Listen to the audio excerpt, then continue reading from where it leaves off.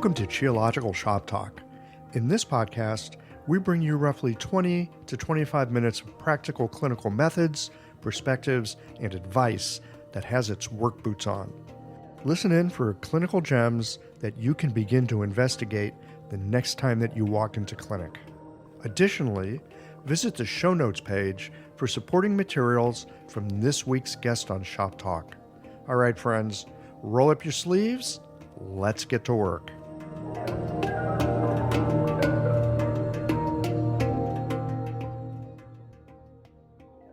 This episode of Shop Talk is brought to you by LASA OMS, your clinic's partner in wellness.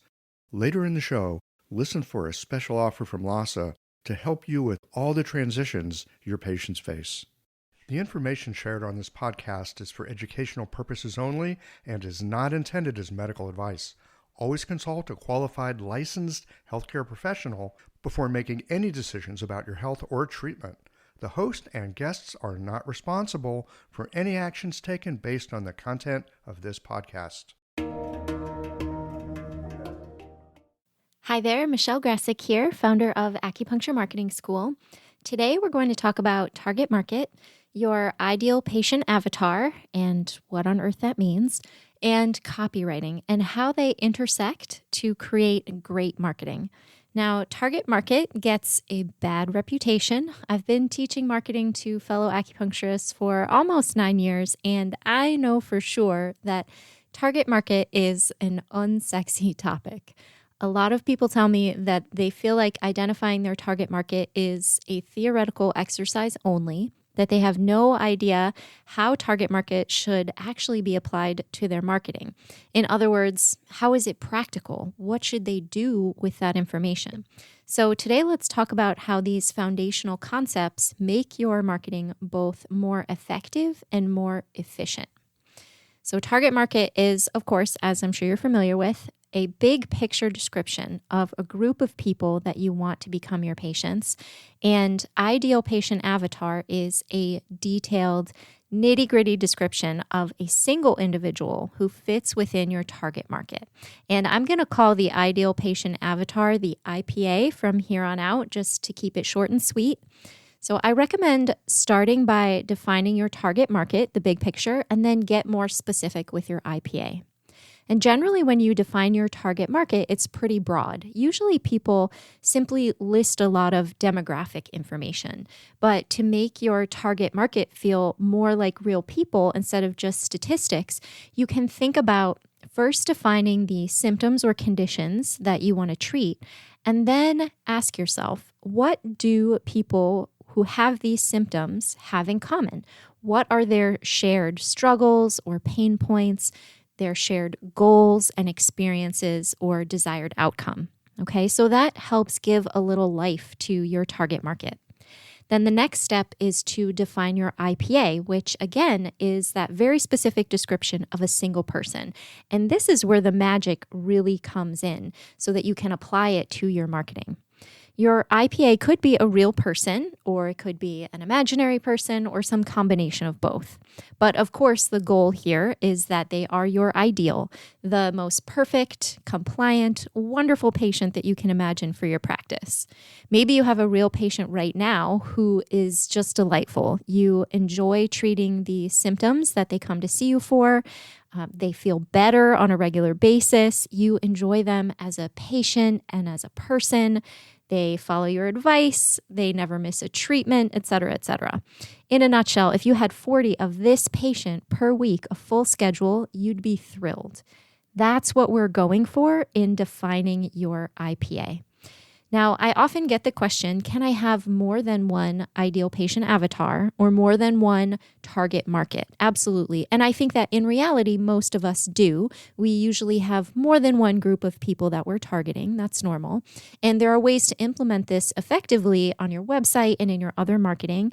But for the sake of today's conversation, especially if this is your first deep dive into these concepts, I recommend just starting out with one IPA, and then when you feel comfortable applying all of this to your marketing in a practical way, which we'll talk about in a second, then you can branch out and create others if you'd like. I wouldn't go crazy and create like 6 IPAs.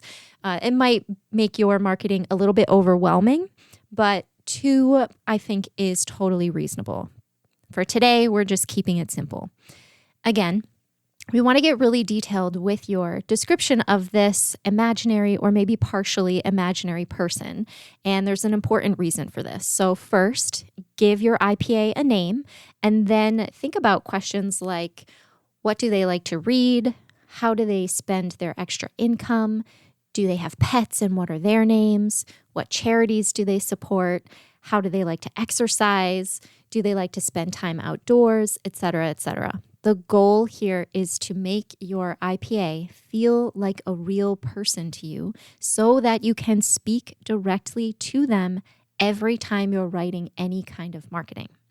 So let's say you're a fertility specialist and you're writing a section of your website explaining how many treatments are usually recommended for fertility. And imagine that your IPA, we'll call them Sam, is sitting in front of you in your office asking you this question in their voice. How many treatments do I need for fertility and why? And then answer the question as if you were speaking directly to Sam. And when you do this, you're going to come at it from the angle of helping Sam specifically understand why this number of treatments is important, why they should commit to it and prioritize acupuncture, and discussing the positive outcome or the goal that could result if they follow through with your treatment protocol. And when you write like this, answering questions or explaining things as if you're speaking directly to your IPA, that is compelling copywriting that gets the attention of not just Sam, but other people like Sam, other people who have the same questions, symptoms, doubts, and desired outcome from treatment with you. Once you know your IPA inside and out, attracting your ideal patients becomes a much more natural process. I mentioned copywriting at the start of this discussion because it's often the easiest place to start writing and answering questions with your IPA in mind. But of course, this concept can be applied to all parts of your marketing, including, for example, creating your brand or knowing what to share or create on social media. Simply apply the concept. When creating your branding, for example, think about what would appeal to your IPA, what colors, images, what kind of vibe, for lack of a better word, would really resonate with this person and draw them in. And when you're thinking about what kind of social media content to create, from what articles to share on your Facebook page or what reels to create for Instagram, ask yourself, what interests my IPA? What questions do they need answered?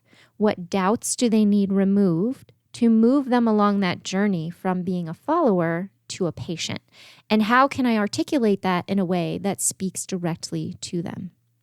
So at this point, when I teach this, there are usually a couple big questions that come up. So I want to touch on those quickly to dispel any fears that might hold you back from using this and really applying it in your marketing. And those 2 concerns are, 1, what if I define my target market or IPA incorrectly so that it doesn't work when I apply it to my marketing? In other words, just what if I do this wrong?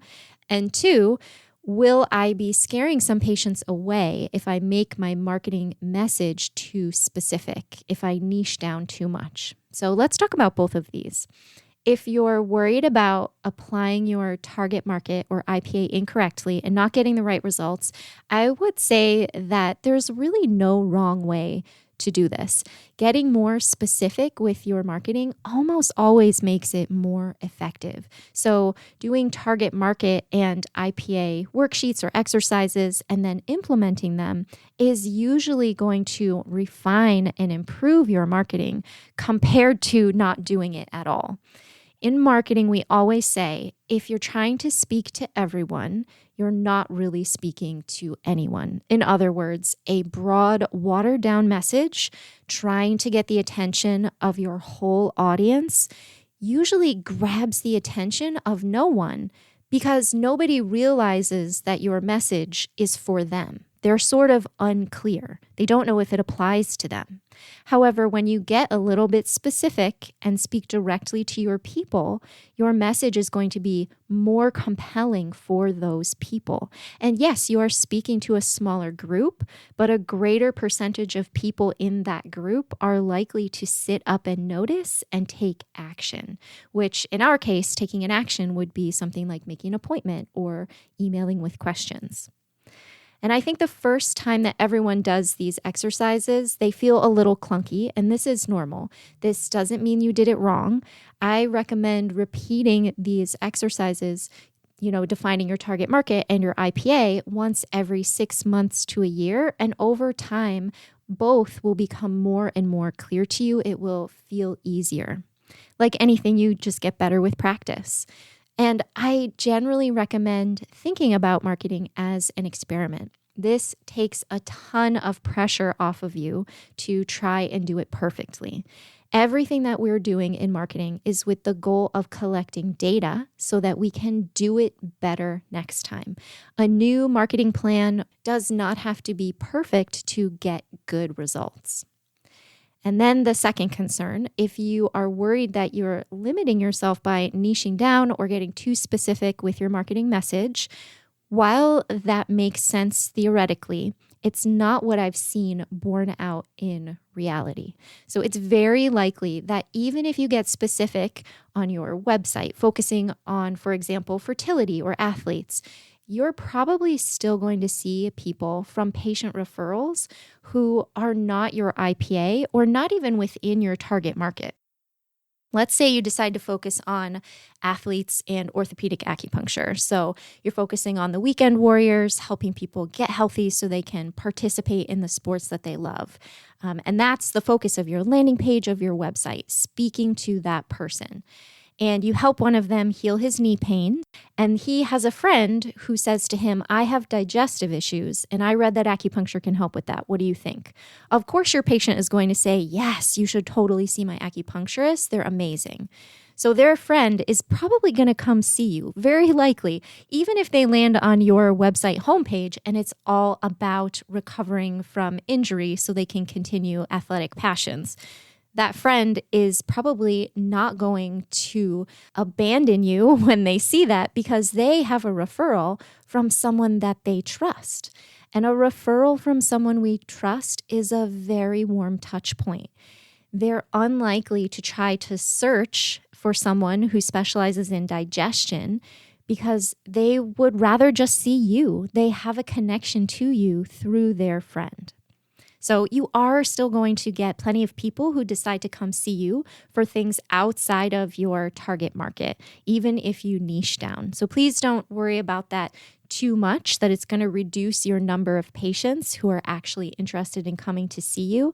I think that's not what most people experience when they implement this. What they see instead is a higher rate of action taking, again, making an appointment or calling with questions from the people within their target market because your website is really grabbing their attention. They realize that you understand them. I hope that this was really helpful, not just for clarifying your target market and ideal patient avatar, but also helping you see that these concepts can have a big positive impact on your marketing, as well as how to apply them in a practical way. If you still need help with your target market and putting it into practice, I have an online course called Acupuncture Marketing School. I walk you through these concepts step by step. The ultimate goal, of course, is for you to get more patients, and we do that through creating a strong, clear brand and a marketing strategy tailored to your ideal patients. So if you didn't have much marketing education in acupuncture school or you just don't know where to start, this is a great choice.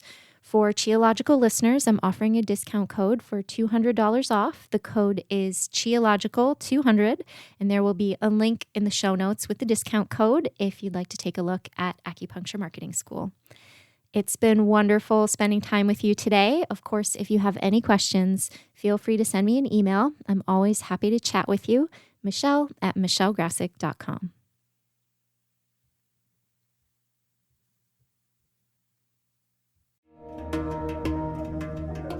When you're looking for herbs, tools, and supplies to guide your patients through life's transitions, you need quality you can trust. Lhasa OMS offers an unmatched selection of acupuncture needles for every style, herbs from all your favorite manufacturers, and everything else you need to run your clinic with confidence. Visit LhasaOMS.com to source the herbs and other supplies featured in this series. Use the code FERTILE15 for 15% off your next purchase at LhasaOMS.com. Some exclusions apply. See website for details. That's it for this episode of Shop Talk. Did you learn something that brought a patient to mind? Don't keep a good thing to yourself. Share it with a friend. They'll be happy that you did. And tune in again for our next episode of Shop Talk.